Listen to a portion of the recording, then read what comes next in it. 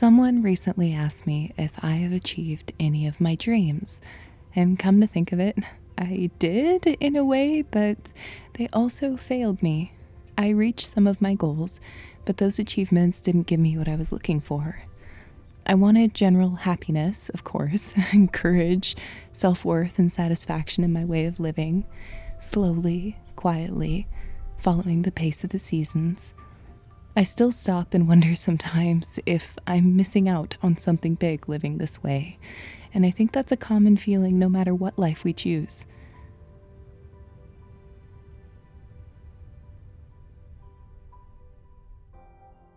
Since it was such a rainy day and there were not so many hikers and other foragers out because of the weather, I decided that I would go out and collect some yarrow because I have some new recipes that I've been wanting to try with the yarrow, and depending on where you live, you may see them all over the place. They look like this. They're these tiny little white flowers, and they are incredibly healing and have an amazing history. Anyway, I have gone to the little forest area right behind my home, and so we'll see what we find, and I'm excited to take you with me.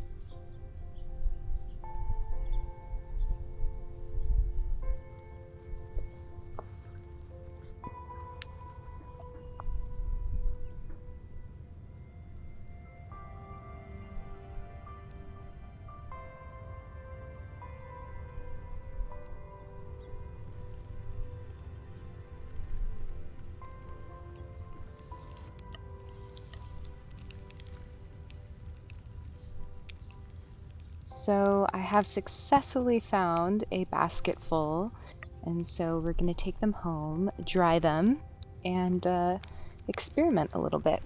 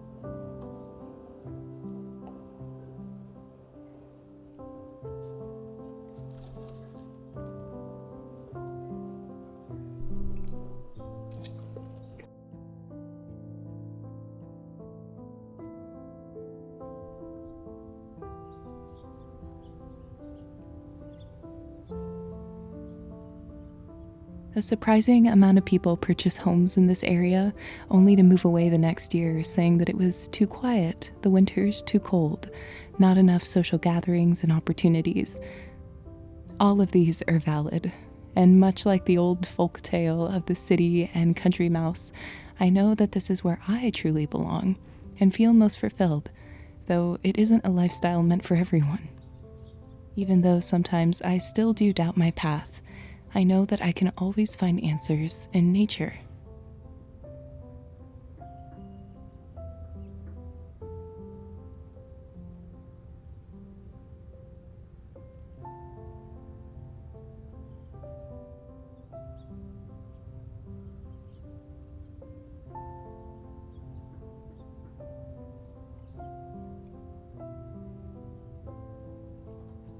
For example, yarrow is a plant with a rich history, and yet is considered by most to be a troublesome weed.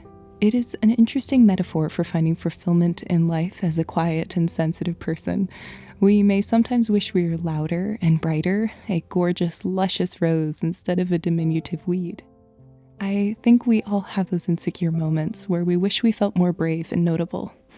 But perhaps we're forgetting that, like yarrow, you can't know much about a plant simply by looking at it.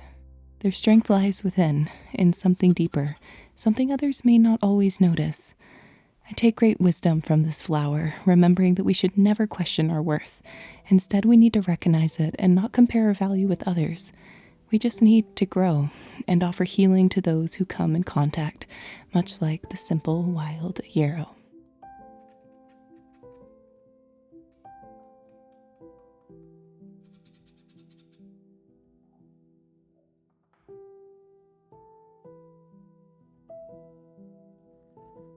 When I started the journey of healing my body and mind after many years of self-harm, I realized that it had to begin with opening that little corner of my heart that felt somehow I deserved to be mistreated.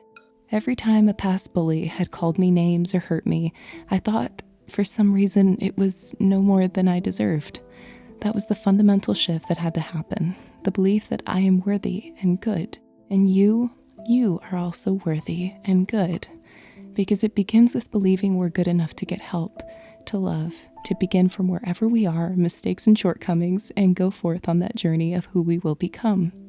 And that person doesn't need to achieve anything to be extraordinary. So yes, perhaps my dreams failed me in a way, distracting me with the false promise that success or reaching your worldly goals will make you value yourself by default. So now I wake up each morning and rewrite the story. Paola isn't living in order to achieve great things. She doesn't need to prove herself. Instead, she's here to simply be. And through that process, she will find her greatness and her voice and her self-love. And so I hope will you.